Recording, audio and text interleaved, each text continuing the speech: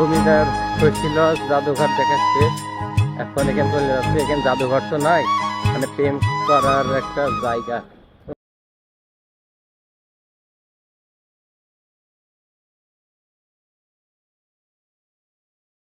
ঢাকা ছাড়া 64 জেলা ভ্রমণে সবাইকে স্বাগত। আমি আলিমদাস জিনেদার ছেলে। তো আমি বর্তমানে ময়মনসিংহ শহরে চলে এসেছি। এটা হচ্ছে জেলা পরিষদের কার্যালয়। তো আমি কালকে ছিলাম হালুয়াঘাট উপজেলায় তুফাইল ভাইয়ের কাছে। তো ভাইয়ের সাথে আর কি চলে এসেছি শহরে। তো এখানে আর একটা ছবি নিব। তো এক কথায় ময়মনসিংহ জেলা অনেক বড়।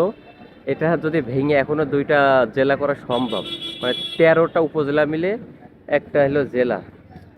আর আমি এখানে একটা বাগানে আছি, বাগানে কাজ চলতেছে। এই হচ্ছে অবস্থা। জেলা কার্যালয় থেকে বের হয়ে এখন চলে এসেছি ব্রহ্মপুত্র নদীর তীরে। যে নদী দেখে এসেছিলাম জামালপুরে, এখন চলে এসেছি ব্রহ্মপুত্র নদীতে। এই যে এই পার থেকে ওই পারে, আবার ওই পার থেকে এই পারে সবাই আসতেছে। আচ্ছা, এখানে বাণিজ্য মেলা আসছে, দেখে যাবো পরে। আর এদিকে বালি তুলে রাখছে, ট্রাক ভিড়ে আছে। নিচে যে দেখি নদীর তীরে, এই হচ্ছে ব্রহ্মপুত্র নদী। আর এখানে মাইক্রো পরিষ্কার করতেছে পানির কিনারা এসে। আর ওই যে নৌকা, ওই নৌকা করে মানুষ ওই পারে যায়, আর ওই পাড়ের মানুষ এই পারে আসে। বা এটা ব্রহ্মপুত্র নদী, ব্রহ্মপুত্র নদী। তো এই হচ্ছে নদীর পানি ঘোলা। এই যে যে ব্রহ্মপুত্র নদীর নিচে গিয়েছিলাম আমি তৌফিকের সাথে, এই সেই ব্রহ্মপুত্র নদী। মানে অনেক পুরাতন একটা নদী, মানে এই নদীরও একটা ইতিহাস আছে, যেটা কিনা এই ময়মনসিংহকে আরো বেশি হাইলাইট করে। কারণ এই নদীর তীরেই এই ময়মনসিংহ শহরটা আর কি গঠিত। উফ। আর আর এদিক দিয়ে পানি, শহরের পানি সব এই দিয়ে ভাঙন হয়ে নিচে নেমে চলে যায়। আমি এখন ময়মনসিংহের বাণিজ্য মেলার ভিতরে ঢুকে এসে প্রবেশ করেছি, কিন্তু এটা এখনো চালু হয় নাই, মানে চালু হবে ঈদের আগে। মানে এখন আর কি ডেকোরেশনের কাজ চলে। কি ভাই ভালো? বাসা কোথায় আপনার? বাসা কাঠগুলা ও আচ্ছা, এখানে কি কাজ করতেছেন? না দেখতে ও আচ্ছা, দেখতেছেন, আচ্ছা ঠিক আছে। এদিকে বাচ্চাদের রাইডস, নৌকা, নাগরদোলা, আর এ হচ্ছে টাওয়ার। আর টাওয়ারের মাথায় হলো বেলুন টাঙাবে। এখানে মনে হয় হেড অফিস হবে। আর মেন গেটটা ওইদিকে। ওই যে মেলায় যদি নৌকা না থাকে তাহলে তো হবে না, নৌকা তো থাকাই লাগবে। মানে এখনো দোকানপাট তৈরি হচ্ছে। আর গেটে কথা বললাম, ওই ভাইয়ের বাসা নাকি মাগুরায়, আর মাগুরায়ও মেলা হচ্ছে। কি ভাই ভালো? যে ভাইরা কাজ করতেছে। এদিকে বৃষ্টি হয় নাই? আপনার তারাকান্দি, তারপরে হালুয়াঘাট, ওইদিকে প্রচুর বৃষ্টি আছে। ভাইদের বাসা কোথায়? সিরাজগঞ্জ। সিরাজগঞ্জ গিয়েছিলাম। তো অনেকক্ষণ বসেছিলাম, এখন আর কি একটা নৌকাতে বসে আছি। ভাই আরিফ ভাই, ক্যামেরা আসবে না। তো ব্রহ্মপুত্র নদীর তীরে, মানে প্রায় 2 কিলোমিটার, মানে কোল ঘেঁষে চায়ের আড্ডা, মানে মানুষ অফ্রন্ত, সবাই বসে গল্প করছে, আড্ডা দিচ্ছে বন্ধু বান্ধব সবাইকে নিয়ে। তো আমি একা একা ঘুরতেছি, একা একা। তো এ হচ্ছে নদীর পাড়টা, ওই পাশে পাইপের লাইন, ডেজার, আর সব নৌকায় ঘুরতেছে। আর পানি প্রচুর ঘোলা, ব্রহ্মপুত্র নদী। তো এখনো শহরে কাউকে পাই নাই, যার কারণে একা একা ঘুরতেছি। দেখা যাক, আল্লাহ ভরসা। আর রাত্রে থাকার জন্য কারোর পাই কিনা।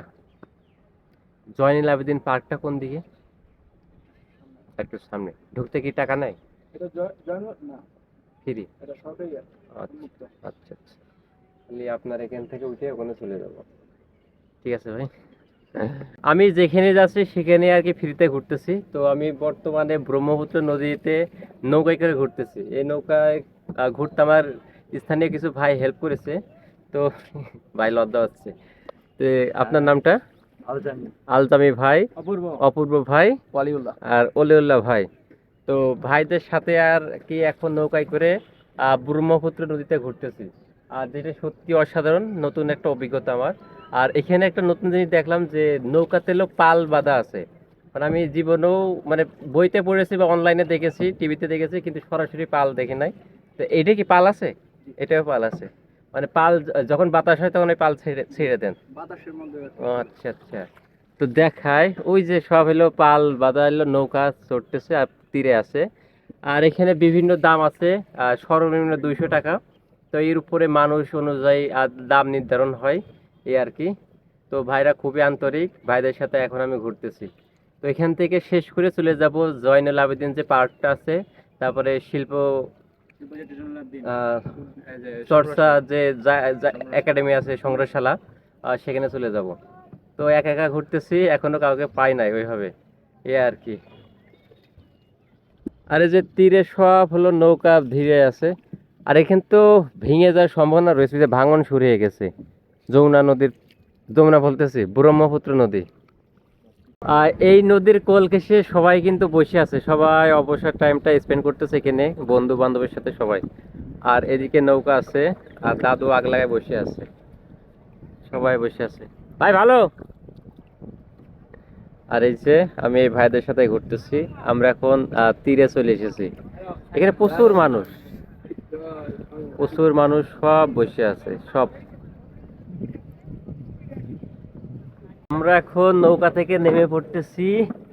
আহ, এই যে এই এই নৌকাতে ছিলাম, আর এই যে ভাইদের এখন বিদায় দিয়ে দেবো। ভাই দারুণ একটা সময় পার করলাম। ওয়ালাইকুম আসসালাম। আর এই যে অপূর্ব ভাই, ঠিক আছে, নাম্বার নিলেন, ফোন দেবেন, ঠিক আছে ভাই, যান। আচ্ছা ঠিক আছে, আল্লাহ হাফেজ ভাই, যাই গা, হ্যাঁ? আমি জয়নাল আবেদিন সংগ্রহশালার ভিতর ঢুকে পড়েছি টাকা ছাড়া।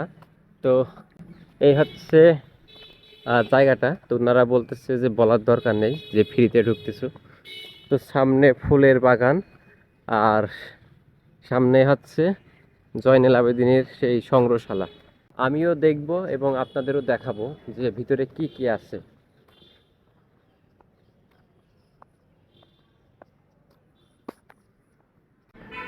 তো গেটে প্রথমে জয়নাল আবেদিনের একটা ছবি আঁকানো আছে।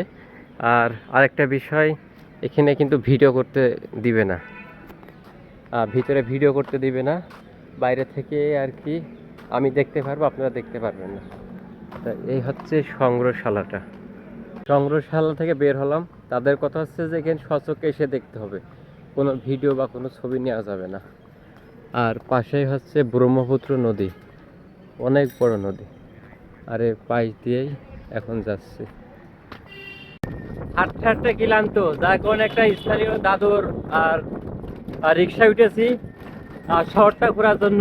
আর এই ময়মনসিংহ শহর অনেক পুরাতন এবং অনেক বড়, যার কারণে পায়ে হেঁটে সম্ভব না। তো এখন আমি জমিদার বাড়িতে যাচ্ছি রিক্সায় চড়ে।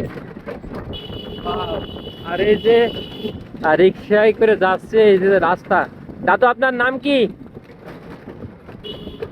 আপনার নাম কি? হান্নান। তো হান্নান দাদুর রিক্সায় করে যাচ্ছি। আচ্ছা, আর এদিকে একটা ফুটবল মাঠ, খেলা চলছে। আর এখানে প্রচুর ফুচকার দোকান, প্রচুর।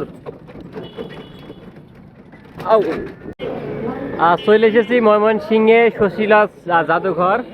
তা এ হচ্ছে গেট, পুরাতত্ত্ব অধিদপ্তর থেকে অনুমোদিত। ভিডিও করা যাবে? তো আমি ভিতরে ঢুকে পড়েছি টাকা ছাড়াই, মানে টিকিট ছাড়াই। তো এখানে প্রবেশ মূল্য হচ্ছে 30 টাকা। আর আমার এখানে ট্রাইপড রেখে দিয়েছে, বলছে ফোন দিয়ে ভিডিও করা যাবে, কিন্তু ট্রাইপড নেওয়া যাবে না। তা এই হচ্ছে সামনের ভিউটা, জাদুঘর শশীলজ। এটা অনেক পুরাতন একটা নিদর্শন, যেটা বাংলাদেশের ইতিহাসের সাক্ষী হিসেবে এখনও রয়েছে ময়মনসিংহ জেলায়। তো আমি ভিতরে চলে এসেছি টিকিট ছাড়াই। এখানে আমার মতো আরও মানুষ আসছে এটা দেখার জন্য। তাই এটাই হচ্ছে ভিতরের প্রধান গেট।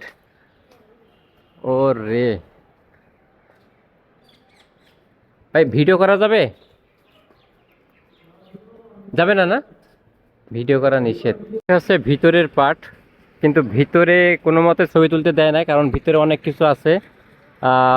বাঘের মাথা, তারপরে হাতির দাঁত, হাতির মাথা, অনেক কিছু, অনেক পুরাতন কিছু আছে। তো হচ্ছে ভিতরে একটা অংশ ফুল গাছ। তো এইদিকে এটা দারুণ লাগছে, কিন্তু ওখানে বেড়া দেওয়া রাখছে, কিন্তু ভিতরে যাওয়া যাবে না। আর এদিকে প্রচুর গাছ, আর এখানে প্রচুর মানুষ। আর এখানে একটা লিচু গাছ আছে, কিন্তু লিচু নাই। জমিদার বাড়িটা সুন্দর। আর এখানে সব থেকে জমিদার বাড়ি হচ্ছে মুক্তাগাছা উপজেলায়। তো আমি দেখবো, এটা কালকে যাব।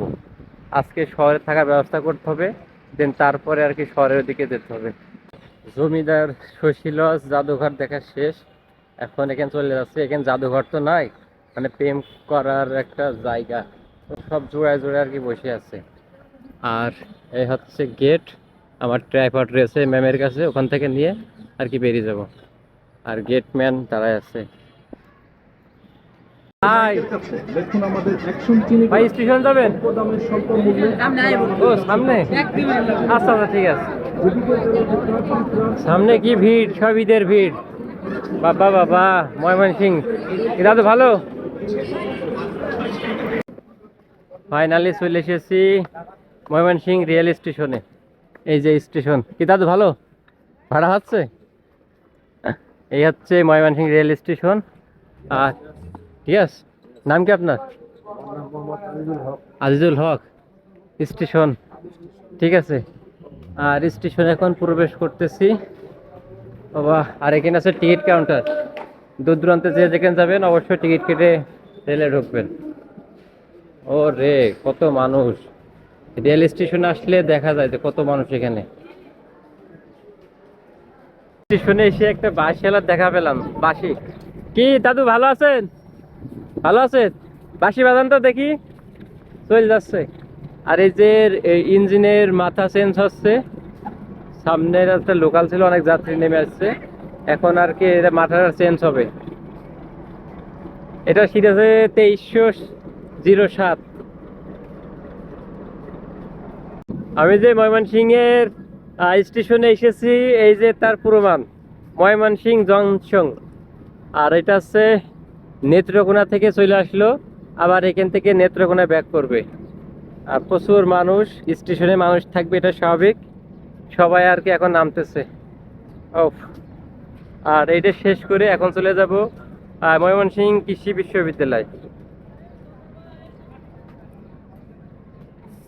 স্টেশন থেকে বের হয়ে এবার যাচ্ছি ময়মনসিং কৃষি বিশ্ববিদ্যালয়। আর যেটা খুবই বিখ্যাত, বাংলাদেশের প্রথম কৃষি বিশ্ববিদ্যালয়।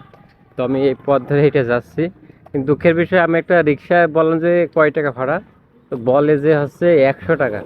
আমি বলছি বাবা, 100 টাকা ভাড়া দিয়ে আর রিক্সায় চড়ছি না, পায়ে হেঁটে সব চলে গেলাম, আর এতে 100 টাকা। তো আমি এখন এই পথ দিয়ে যাচ্ছি।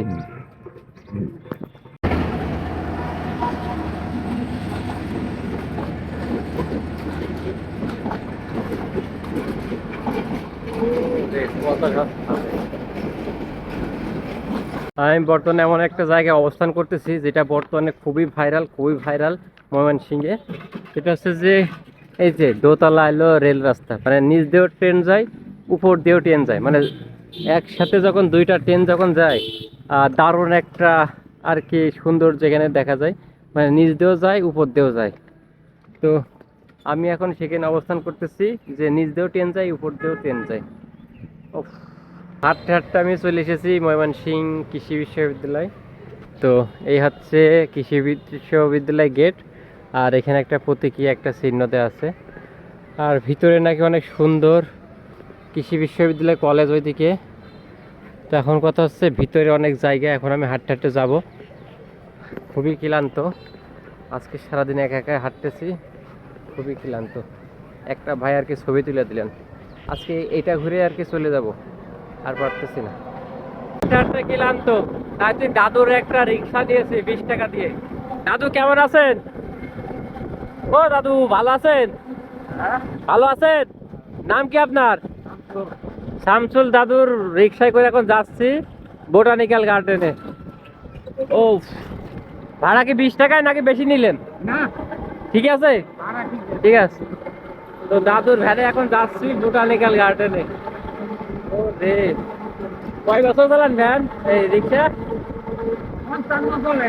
ও রে, 55 বছর ধরে রিক্সা চালাই, মাথায় নষ্ট। হ্যাঁ ওরে 1 টাকা।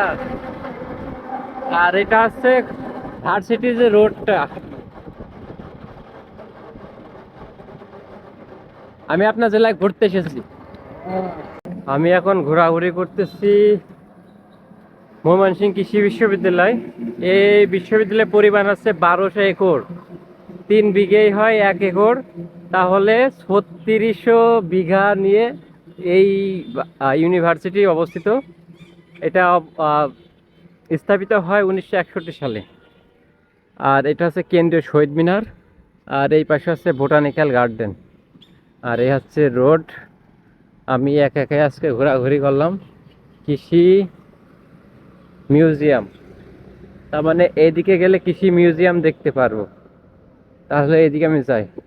সারাদিন ঘুরে যে শান্তি পাই নাই, সেই শান্তি হলো এখন। আমি হলো ভার্সিটির ভিতর দিয়ে হাঁটতেছি, একদম মাঝখান দিয়ে রেল রাস্তা, এই যে রেল লাইন ধরে আমি হাঁটতেছি। এই পাশেও ভার্সিটির প্রশাসনিক ভবন, এইদিকেও প্রশাসনিক ভবন, আর মাঝ দিয়ে চলে গেছে রেল ট্রেন লাইন। উফ। তো তুফাইল ভাই বিদায় দেওয়ার পর থেকে আর কি সারাদিন একা একাই ঘুরলাম, কাউকে ভাবে পাই নাই ময়মনসিংহ শহরে। তো আমি চাচ্ছিলাম যে ময়মনসিংহ শহরে আরও কিছুদিন থাকতে, কিন্তু ওইভাবে কাউকে না পাওয়ার কারণে আজকে দেখি হোটেলে থাকতে হবে, কারণ নাচকনের টাকা ছিল, ওই টাকা দিয়ে আর কি হোটেলে থাকবো। এরপরে আর কি দেখি কালকে নেত্রকোনার দিকে রওনা দিব।